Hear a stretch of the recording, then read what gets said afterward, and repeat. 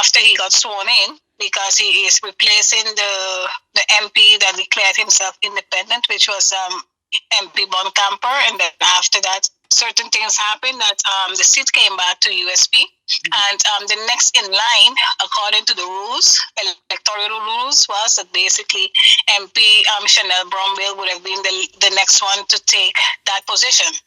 Now, we had conversation as the leader of the USP party and also the board of USP party. We had a meeting with MP Brownbill, how the party is going to move forward.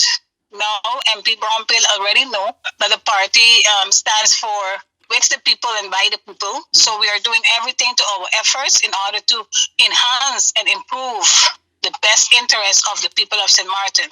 So to that extent, the meeting went into in that direction, stating that we are going to continue doing that on floor of Parliament.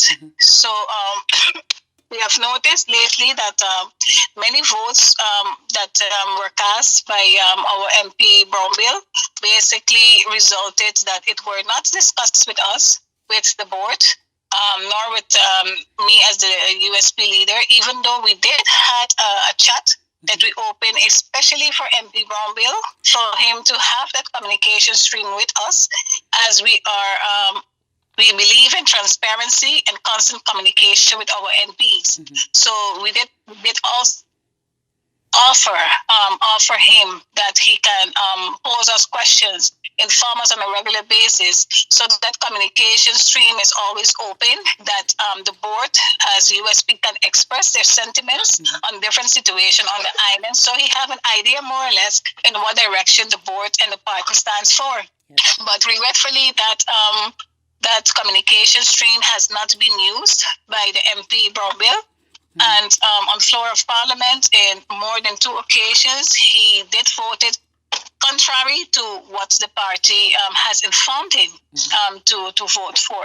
And one of them is the COHO. We have the other one, which is the budget. And when called in, MP Brownbill to explain why this was done, explanation was given. But to us, as a party, the explanation was not justified.